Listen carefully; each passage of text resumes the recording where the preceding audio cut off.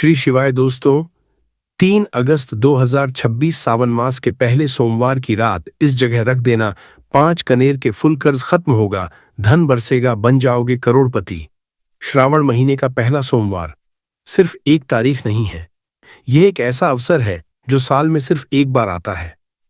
दोस्तों, भगवान शिव को भोलेनाथ क्यों कहते हैं? क्या आपने कभी सोचा? इसलिए नहीं कि वे सरल हैं, इसलिए नहीं कि वे कमजोर हैं। भोलेनाथ इसलिए कहते हैं क्योंकि वे बिना कुछ पूछे देते हैं, बिना योग्यता जांचे देते हैं, बिना हिसाब लगाए देते हैं। जो आया उसे दे दिया, जिसने मांगा उसे मिल गया। यही उनका भोला स्वरूप है। लेकिन दोस्तों, यह भोला स्वरूप पूरे साल एक जैसा नहीं रहता। कभी कभी भगवान शिव तपस्वी होते हैं, ध्यान में, कभी प्रलयंकर होते हैं, तांडव में, कभी न्यायकर्ता होते हैं, संहार में। लेकिन एक महीना ऐसा आता है जब भगवान शिव का भोला स्वरूप सबसे अधिक जागृत होता है, जब वे सबसे ज्यादा देने के मूड में होते हैं, जब उनका हृदय सबसे अधिक खुला होता है। वह महीना है सावन, और उस सावन का पहला सोमवार आज है। दोस्तों, सावन में भगवान शिव का भोला स्वरूप इतना जागृत क्यों होता है? क्योंकि सावन में चारों तरफ हरियाली होती है, बरसात होती है, प्रकृति नई होती है, और यह सब देखकर भगवान शिव प्रसन्न होते हैं। और जब वे प्रसन्न होते हैं तो उनका भोला स्वरूप और भी बढ़ जाता है, और जो भोले हों उन्हें मनाना आसान होता है।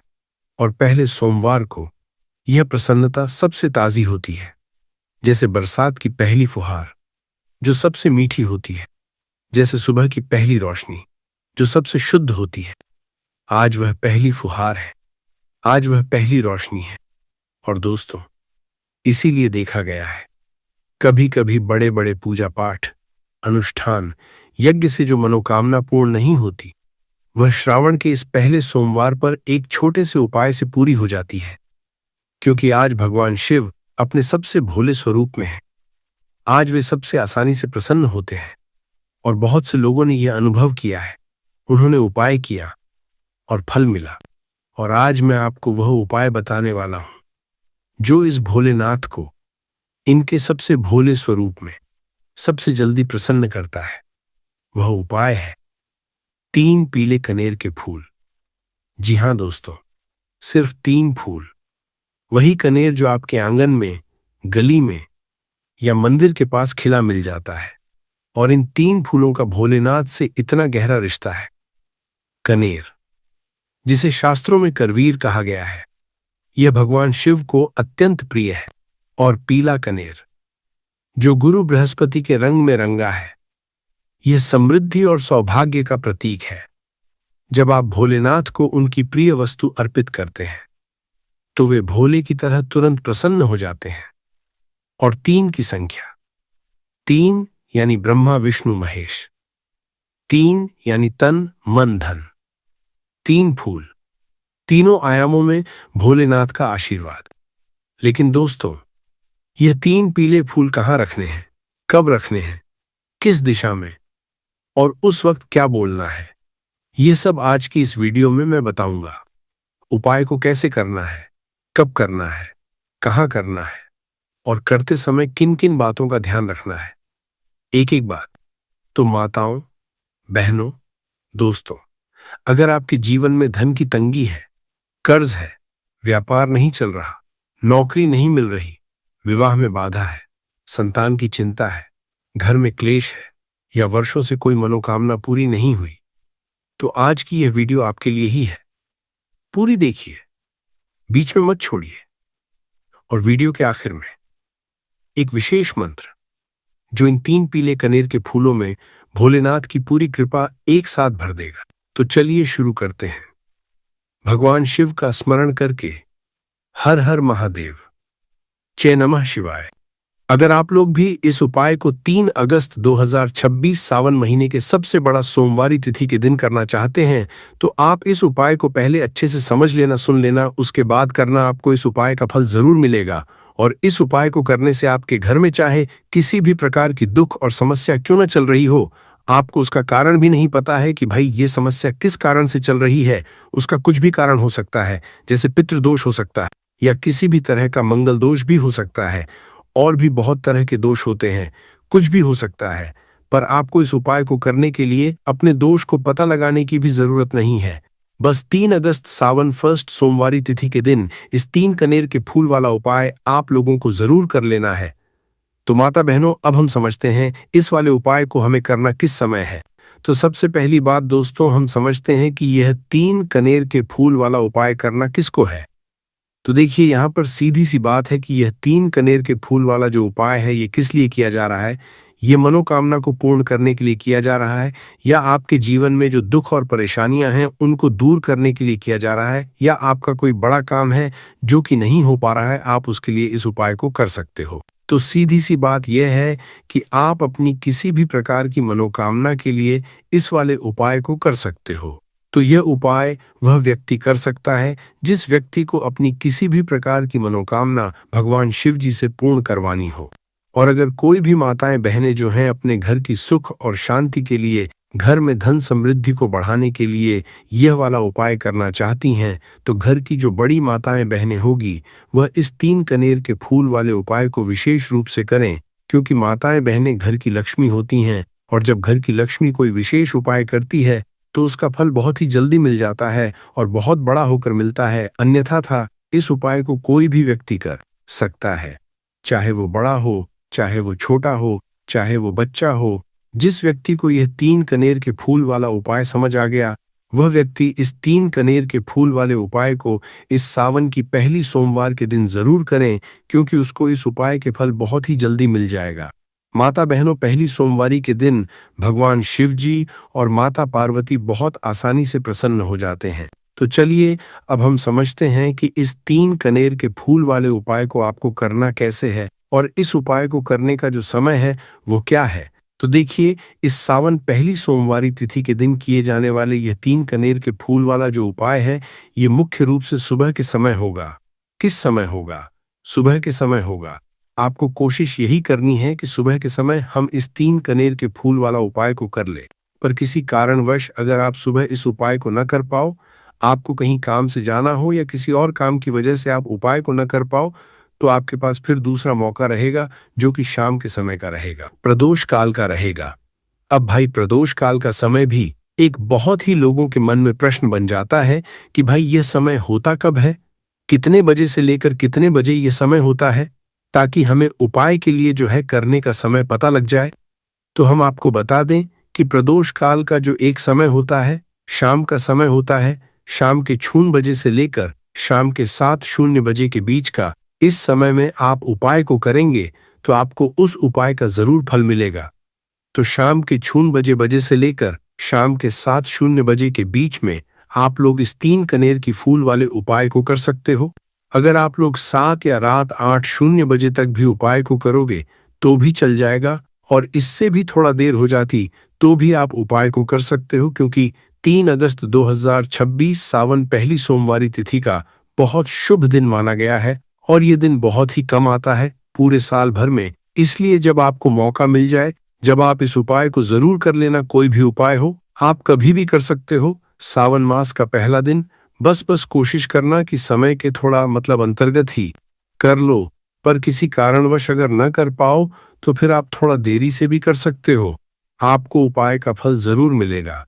तो माता बहनों, सावन पहला सोमवार तिथि के दिन जो व्यक्ति इस 3 कनेर के फूल वाला उपाय को शिवलिंग के ऊपर कर लेता है, तो उसके जीवन में चल रही तमाम परेशानियों का अंत होता है और उसकी समस्त मनोकामनाएं महादेव की कृपा से बहुत ही जल्द परिपूर्ण होती हैं।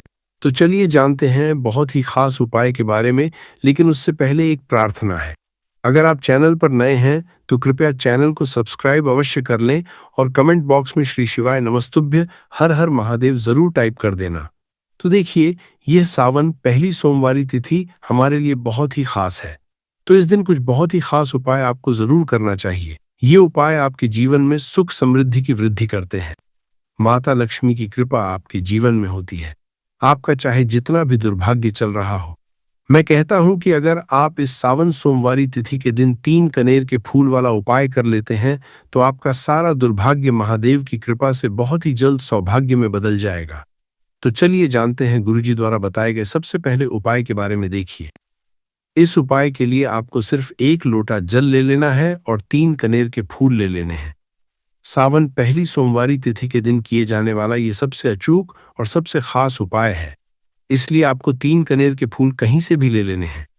3 कनेर के फूल आप चाहे तो फूलों की दुकान से ले लें या फिर आपको नहीं मिल पाते हैं तो शिवलिंग के ऊपर जो कनेर के फूल चढ़े हैं उनको उठाकर जल से शुद्ध करके फिर आप उसका भी इस्तेमाल कर सकते हैं। देखिए, आप जो जल लेंगे वो आपको तांबे के पात्र में लेना है और अपने किचन से लेना है। अब सिर्फ यह 2 सामग्री लेकर आपको शिवालय पहुंच जाना है। माता बहनों, इस उपाय को आप सुबह करना चाहे तो सुबह कर लें और शाम को करना चाहे तो शाम को कर लें। पूरे दिन में किसी भी समय आप इस उपाय को कर सकते हैं।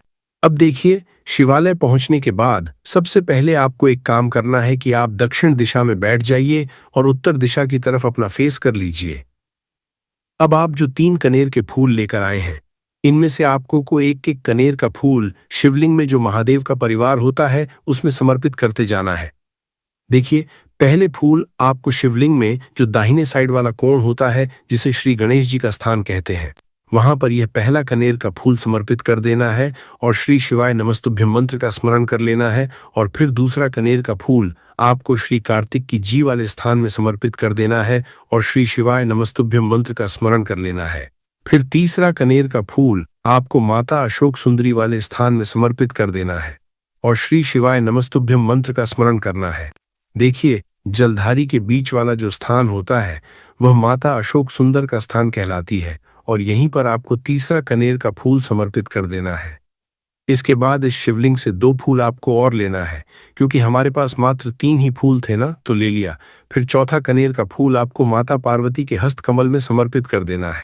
देखिए, शिवपिंडी जिस स्थान पर रखी रहती है यानी शिवलिंग जिस स्थान पर जुड़ा रहता है उस पूरे गोल गोल वाले स्थान को माता पार्वती का हस्तकमल कहते हैं और चौथा कनेर का फूल आपको यहीं पर समर्पित करना है और श्री शिवाय नमस्तुभ्यम मंत्र का स्मरण कर लेना है।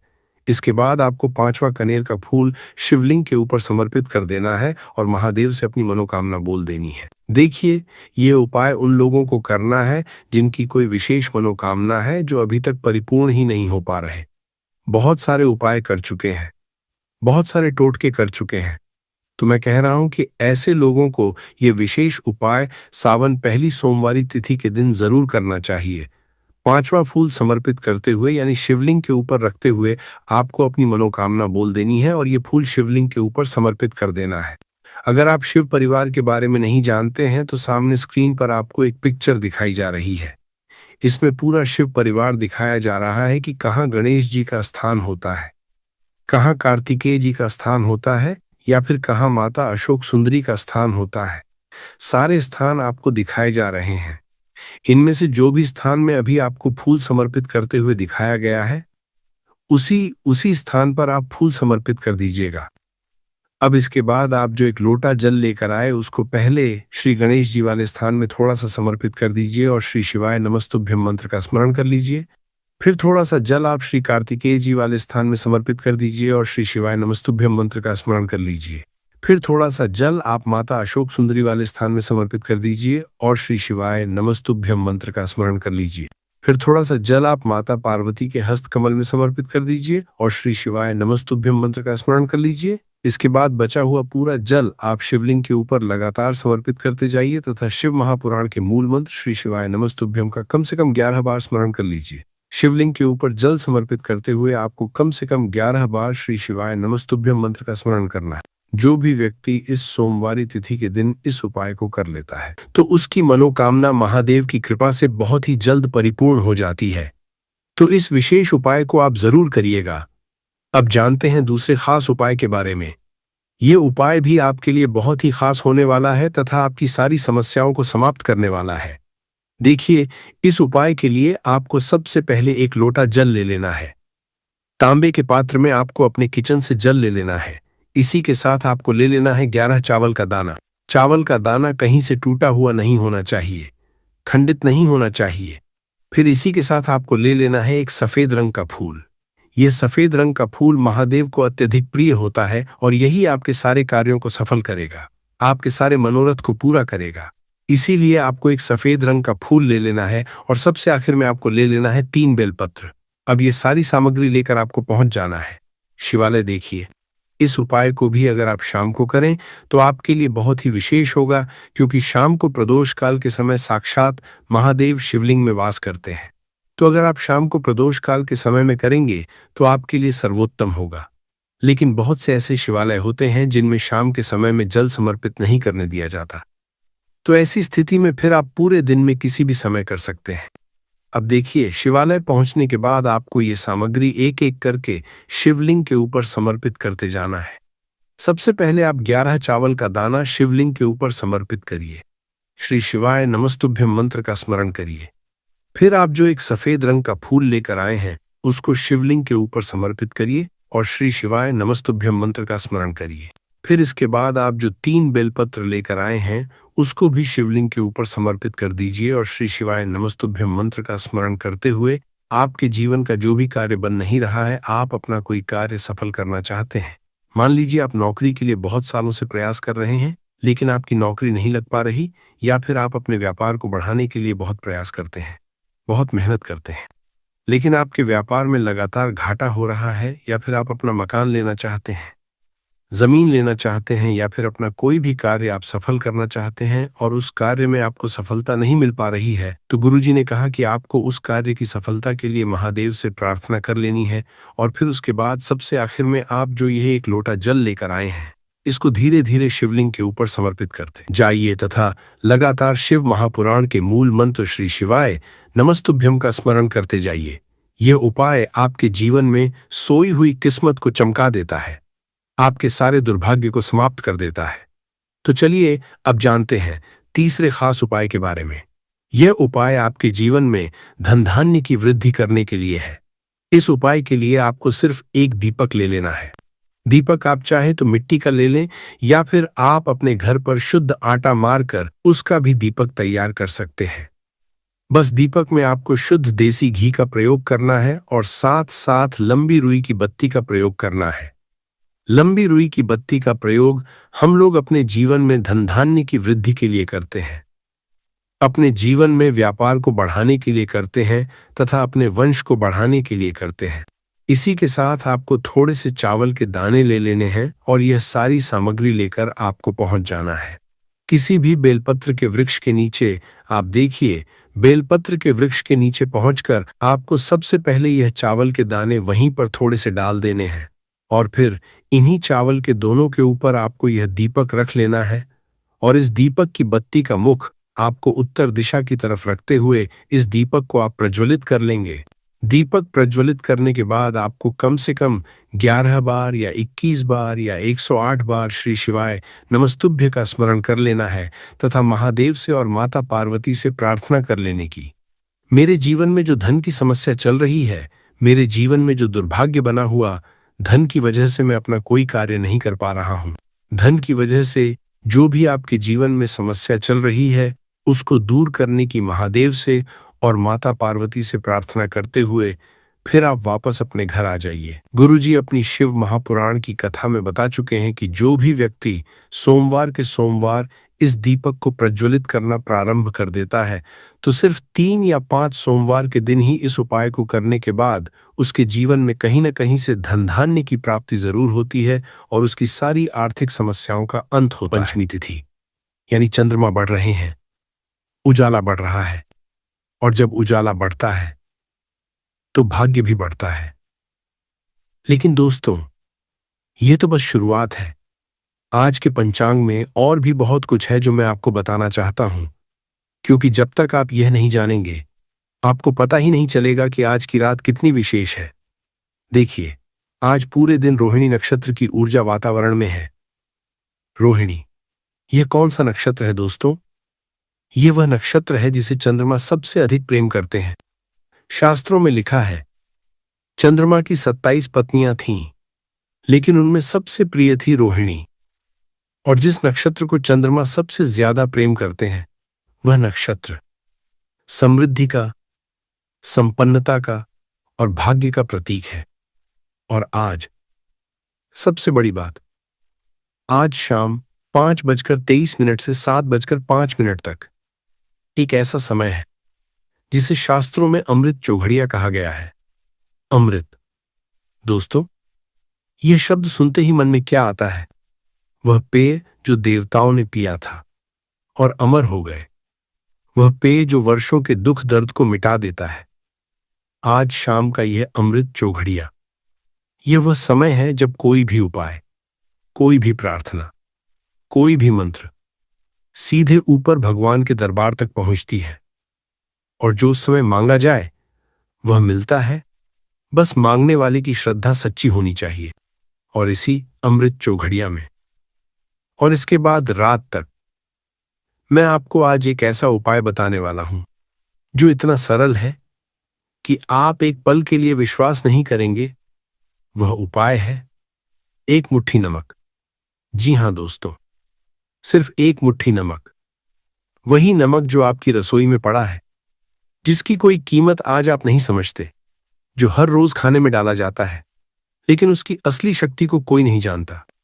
लेकिन दोस्तों, आज की रात, सावन सोमवार की इस पवित्र रात में, सावन पंचमी तिथि की रात में, अधिक मास की इस पवित्र रात में, रोहिणी नक्षत्र की ऊर्जा में, अमृत चौघड़िया के इस सुनहरे समय में, यही एक मुट्ठी नमक आपके जीवन का सबसे बड़ा परिवर्तन ला सकता है। वर्षों से जो दरिद्रता आपके घर में डेरा जमाए बैठी है, आज की रात उसे जाना ही पड़ेगा। वर्षों से जो धन रुका हुआ था, आना शुरू होगा। घर में जो अकारण झगड़े होते हैं वह बंद होंगे। जो काम बार बार करते हो लेकिन बनते नहीं, वे बनने लगेंगे। पैसा जो हाथ में आते ही उड़ जाता है, वह रुकेगा। और सबसे बड़ी बात दोस्तों, आपके घर में जो नकारात्मक ऊर्जा है, जिसके बारे में आप जानते भी नहीं, वह जाएगी। और जब नकारात्मकता जाती है तो माता लक्ष्मी आती हैं। और जब माता लक्ष्मी आती हैं तो वे रुकती हैं। लेकिन दोस्तों, इस उपाय को करने का एक सही तरीका है, एक सही समय है और कुछ ऐसी बातें हैं जो अगर आपने नहीं जानी तो नमक रसोई में पड़ा रहेगा और कुछ नहीं होगा। इसलिए मैं आपसे एक विनती करना चाहता हूं, यह वीडियो बीच में मत छोड़िए, पूरा देखिए, क्योंकि जो सबसे महत्वपूर्ण बात है, जो हर उपाय की जान है, वह मैं बीच में बताऊंगा। और जो आशीर्वाद आपका इंतजार कर रहा है, वह वीडियो के अंत में मिलेगा। तो आइए दोस्तों, हाथ जोड़िए, एक बार महादेव को मन से प्रणाम करिए, माता लक्ष्मी को नमन करिए और शुरू करते हैं। हर हर महादेव, जय माता लक्ष्मी। दोस्तों, पहले मैं आपको यह समझाना चाहता हूं कि आज का यह दिन इतना विशेष क्यों है, क्योंकि जब तक यह बात आप अंदर से नहीं समझेंगे, आपका मन उपाय में पूरी तरह नहीं लगेगा।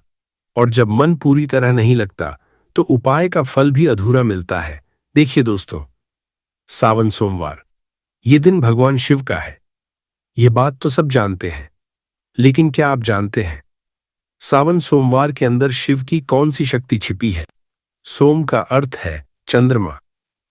और चंद्रमा कहाँ है? चंद्रमा भगवान शिव के मस्तक पर है। शिवजी अपने जटाओं में चंद्रमा को धारण किए हुए हैं। मतलब क्या है दोस्तों? मतलब यह है कि सावन सोमवार के दिन चंद्रमा की ठंडी शीतल ऊर्जा और भगवान शिव की कृपा दोनों एक साथ धरती पर बरसती हैं। चंद्रमा हमारे मन का स्वामी है और शिव हमारी आत्मा के स्वामी हैं। जब दोनों मिलते हैं तो हमारा मन और आत्मा दोनों भगवान के करीब आ जाते हैं। और जब हम भगवान के करीब आते हैं तो भगवान भी हमारे करीब आते हैं। इसीलिए दोस्तों, सावन सोमवार के दिन जो भी मनोकामना लेकर भगवान शिव के पास जाते हैं, वो खाली हाथ नहीं लौटते। और आज तो दोस्तों साधारण सावन सोमवार भी नहीं है, आज है अधिक सावन मास का सावन सोमवार। अब अधिक मास के बारे में दोस्तों कुछ लोग कहते हैं अधिक मास में कोई शुभ काम नहीं करना चाहिए, लेकिन यह आधा सच है। पूरा सच यह है कि अधिक मास में सांसारिक कार्य जैसे विवाह, गृह प्रवेश नहीं करते, लेकिन आध्यात्मिक कार्य, पूजा, उपाय, दान, मंत्र जप अधिक मास में सबसे अधिक फलदायी होते हैं। क्यों? क्योंकि अधिक मास यह भगवान विष्णु को समर्पित मास है। इसका दूसरा नाम है पुरुषोत्तम मास। और जब अधिक मास में सावन सोमवार पड़े तो उस दिन शिव और विष्णु दोनों भगवानों की कृपा एक साथ बरसती है। यह एक दुर्लभ संयोग है। अब बात सावन पंचमी तिथि की। सावन यह वह मास है जब सूर्य सबसे तेज होते हैं, पूरे साल में सबसे गर्म समय। और इसी सावन मास में जब शुक्ल पंचमी तिथि पड़ती है तो यह तिथि बहुत खास हो जाती है, क्योंकि शुक्ल पक्ष में चंद्रमा बढ़ रहे हैं और बढ़ता हुआ चंद्रमा आपके भाग्य को भी बढ़ाता है, आपके धन को भी बढ़ाता है, आपकी मनोकामनाओं को भी बढ़ाता है। और दोस्तों, आज जो रोहिणी नक्षत्र की ऊर्जा है, मैंने पहले बताया था, यह चंद्रमा की सबसे प्रिय नक्षत्र है। रोहिणी का संबंध माता लक्ष्मी से भी है, शुक्र ग्रह से भी है। यानी आज समृद्धि की हर ऊर्जा एक साथ आपके लिए तैयार है। बस आपको एक कदम उठाना है, एक मुट्ठी नमक उठाना है और आज रात उस उपाय को पूरी श्रद्धा से करना है। दोस्तों, अब उपाय बताने से पहले मैं आपसे थोड़ी देर के लिए दिल की बात करना चाहता हूं, क्योंकि मैं जानता हूं आज इस वीडियो को देखने वाले बहुत से लोग बहुत थके हुए हैं। और जब मैं थके हुए कहता हूं तो मेरा मतलब नींद की थकान से नहीं है दोस्तों। मेरा मतलब उस थकान से है जो जिंदगी देती है, जो रोज की वही परेशानियां देती हैं, जो वही पुराने दुख देते हैं। आप में से बहुत से लोग होंगे जिनके घर में पैसा नहीं टिकता, आता है और चला जाता है। सुबह पर्स में पैसा होता है, शाम तक खाली। महीने की शुरुआत में तनख्वाह आती है, 15 दिन में खत्म, बाकी दिन उधार पर। और हर महीने वही कहानी। और जब आप दुकान पर जाते हैं, कोई महंगी चीज देखते हैं तो मन करता है खरीदें, लेकिन फिर सोचते हैं नहीं, पैसा नहीं है, और चुपचाप वापस आ जाते हैं। ये जो पीड़ा है दोस्तों, जब आप अपनी मेहनत के बावजूद अपनी इच्छा पूरी नहीं कर सकते, ये पीड़ा सबसे गहरी होती है। मैं जानता हूं और मैं समझता हूं, और मैं आपसे ये कहना चाहता हूं दोस्तों, ये आपकी गलती नहीं है। आपने मेहनत में कोई कमी नहीं छोड़ी, आपने ईमानदारी में कोई कमी नहीं छोड़ी, फिर भी पैसा नहीं टिकता। तो इसका मतलब यह है कि कहीं ना कहीं एक नकारात्मक ऊर्जा है जो धन को रोक रही है, जो माता लक्ष्मी को आपके घर में टिकने नहीं दे रही। और दोस्तों, आज की रात का यह उपाय उसी नकारात्मक ऊर्जा को जड़ से उखाड़ता है। आप में से कुछ लोग हैं जो कर्ज में डूबे हैं, ब्याज बढ़ता जाता है और मूल कम होने का नाम नहीं लेता। हर रात कर्ज की चिंता में नींद नहीं आती। हर दिन कर्ज देने वाले का फोन आता है और दिल बैठ जाता है। दोस्तों, मैं कहता हूं, हिम्मत मत हारो, क्योंकि जब आप भगवान शिव की शरण में आते हैं तो वह कर्ज चाहे कितना भी बड़ा क्यों न हो, एक न एक दिन उतरता है। और आज की रात यह उपाय उस यात्रा का पहला कदम है। आप में से कुछ लोग हैं जिनके घर में अकारण क्लेश रहता है, पति पत्नी में अनबन, बच्चों से दूरी, सास बहू में तनाव, हर छोटी बात पर झगड़ा। और जब आप सोचते हैं मैंने तो किसी का बुरा नहीं किया, फिर मेरे घर में इतनी अशांति क्यों, तो जवाब नहीं मिलता। दोस्तों, जवाब यही है, आपके घर में नकारात्मक ऊर्जा भर गई है। शायद किसी की नजर, शायद बाहर से आई कोई बुरी शक्ति, शायद वास्तु दोष, कुछ भी हो सकता है। लेकिन इसका इलाज है, और इलाज है आज रात का ये नमक का उपाय। आप में से कुछ लोग हैं जिनके घर में कोई बीमार रहता है, पुरानी बीमारी जो ठीक नहीं हो रही, दवाइयों पर खर्चा, डॉक्टर के चक्कर, और साथ साथ पैसे की तंगी और बढ़ती जाती है। दोस्तों, कई बार बीमारी का कारण केवल शारीरिक नहीं होता। कई बार घर में बैठी नकारात्मक ऊर्जा एक व्यक्ति को बार बार बीमार करती रहती है, उसे टिकने नहीं देती। आज रात का यह उपाय उस ऊर्जा को निकाल फेंकता है। और दोस्तों, आप में से कुछ लोग हैं जिनके काम में हर मोड़ पर अड़चन आती है। आप एक काम करना चाहते हैं, कुछ न कुछ रुकावट आ जाती है। आप तरक्की चाहते हैं, कोई न कोई आपका रास्ता रोक देता है। आप व्यापार बढ़ाना चाहते हैं, ग्राहक कम होते जाते हैं।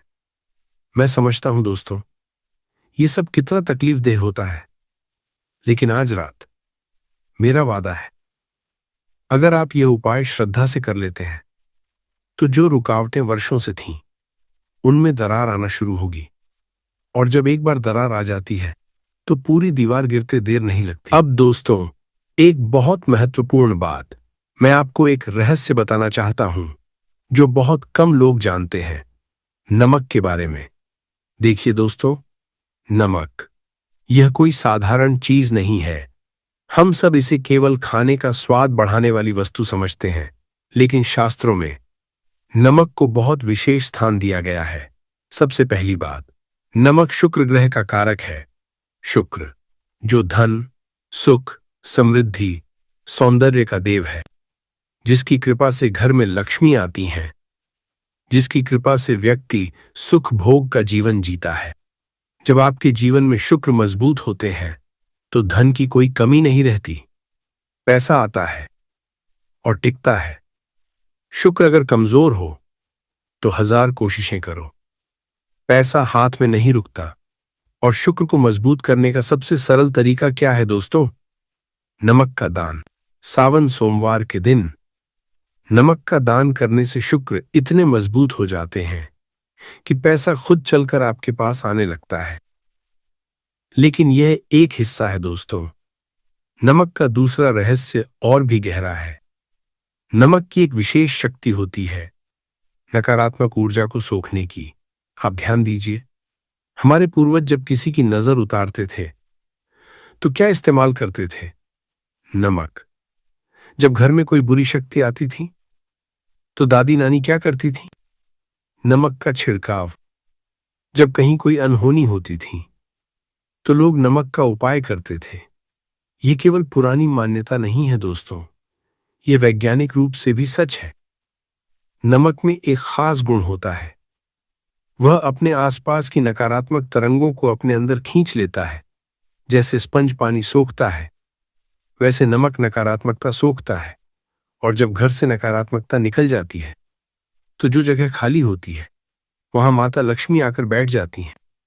लेकिन यहां एक बात है जो बहुत कम लोग जानते हैं, साधारण नमक और सेंधा नमक, इन दोनों में फर्क है।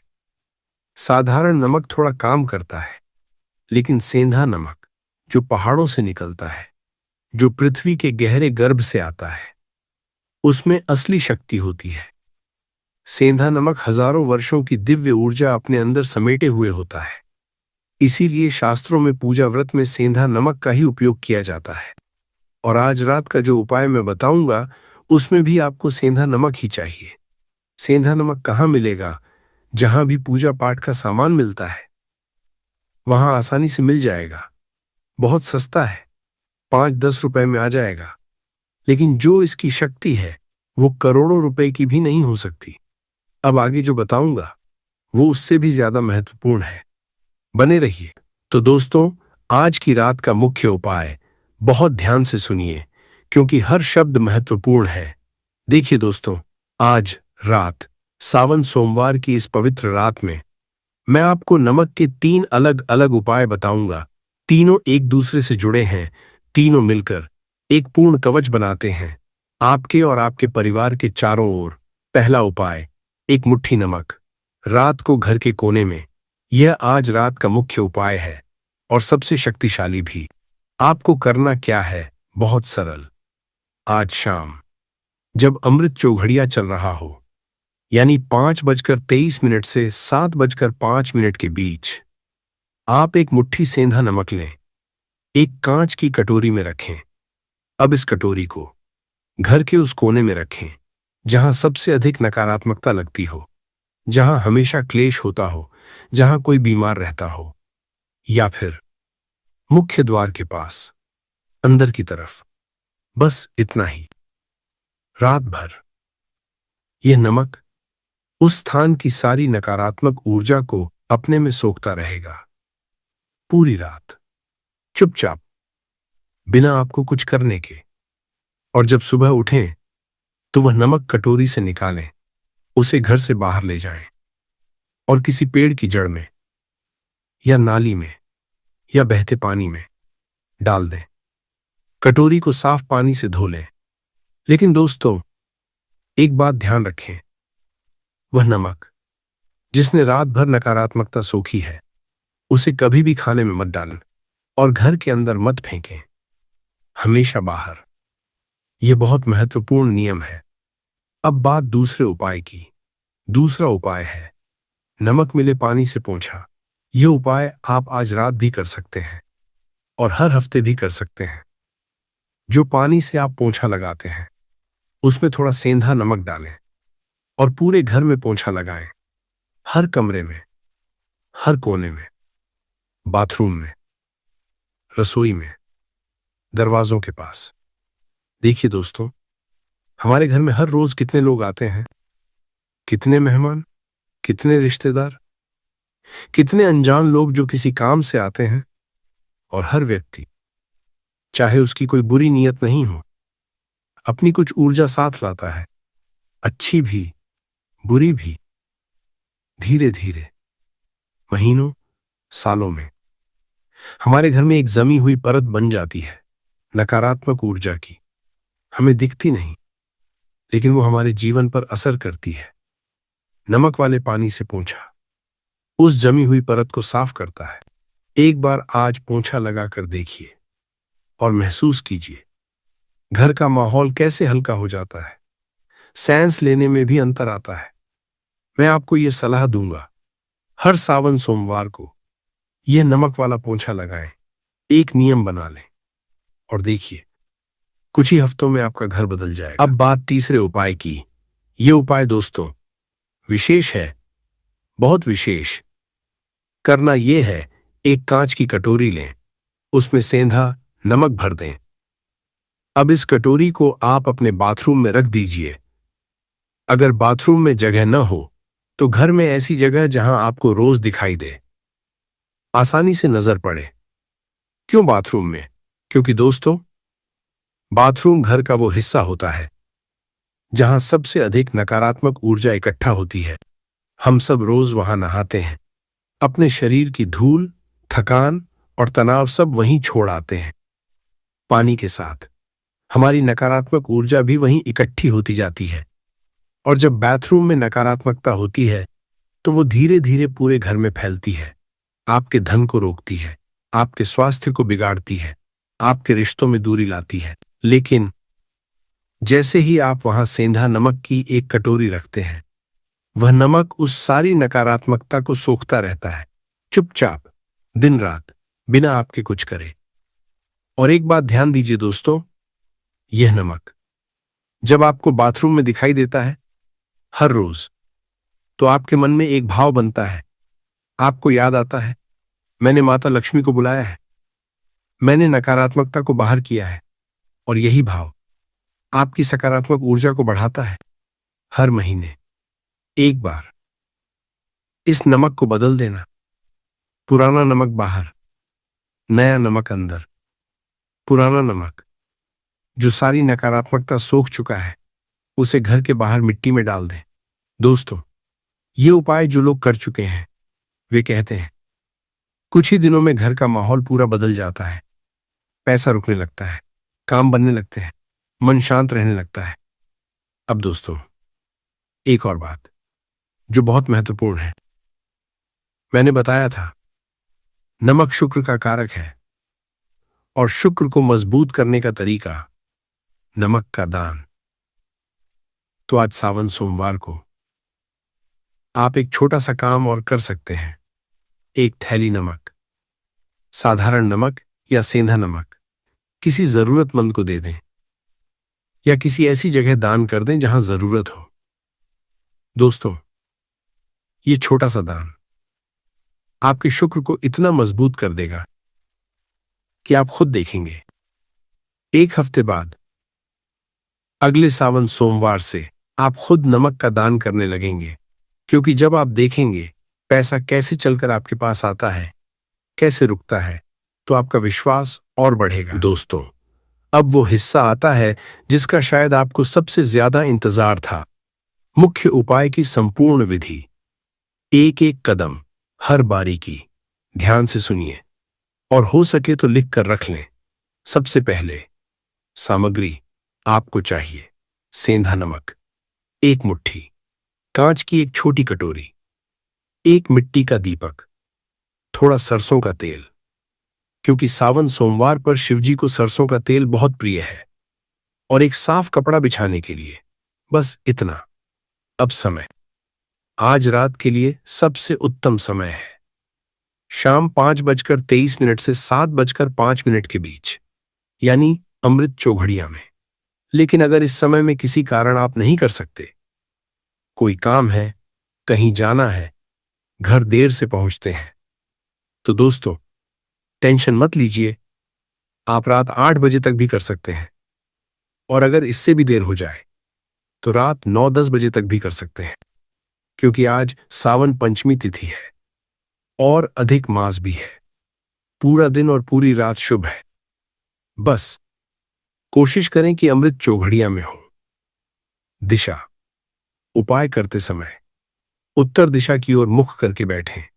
उत्तर दिशा माता लक्ष्मी और कुबेर की दिशा है, धन की दिशा, समृद्धि की दिशा। अगर उत्तर संभव न हो तो पूर्व भी चलेगा। पूर्व सूर्य की दिशा, भगवान शिव का प्रिय।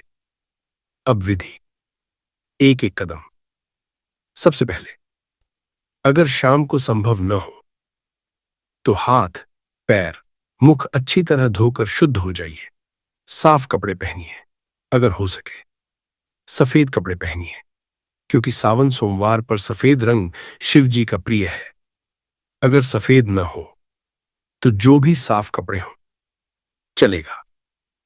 फिर जिस स्थान पर बैठना है उसे गंगा जल से या साफ पानी से पोंछ लीजिए।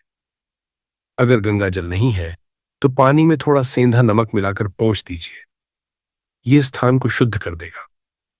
अब बैठिए, शांति से आंखें बंद कीजिए, एक गहरी सांस लीजिए और अपने मन को शांत कीजिए।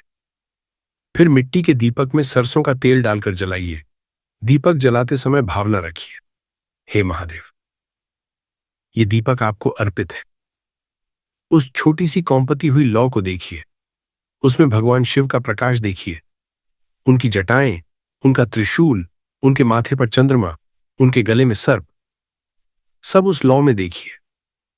अब कांच की कटोरी लीजिए, उसमें एक मुट्ठी सेंधा नमक भरिए। कटोरी को दोनों हाथों में पकड़िए और मन में बोलिए, हे महादेव, ये नमक मेरे घर की सारी नकारात्मक ऊर्जा को अपने में समा ले। हे माता लक्ष्मी, आप मेरे घर में आइए, यहां निवास कीजिए। फिर ये मंत्र 11 बार बोलिए, धीरे धीरे, श्रद्धा से, चौ नमः शिवाय। हर बार जब आप बोलें, हाथ में पकड़ी कटोरी पर अपनी श्रद्धा को महसूस करिए, जैसे आप अपनी सारी भावना उसमें भर रहे हो। 11 बार के बाद हाथ जोड़िए और मन में अपनी सबसे बड़ी मनोकामना भगवान शिव से कहिए, जो आपको सबसे ज्यादा परेशान करती है वही।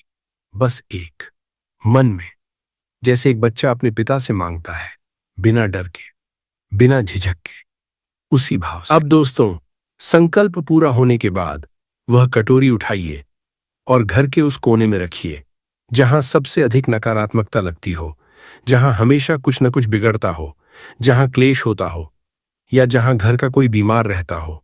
अगर ऐसा कोई एक कोना नहीं है तो घर के मुख्य द्वार के पास अंदर की तरफ रखिए। और दोस्तों, रखने के बाद उसे रात भर वहीं रहने दीजिए। उसे हिलाइए मत, उसे छुइए मत, बस रहने दीजिए। रात भर वो नमक चुपचाप आपके घर की हर नकारात्मकता को सोखता रहेगा, हर पुरानी ऊर्जा को निकालता रहेगा, हर बाधा को हटाता रहेगा।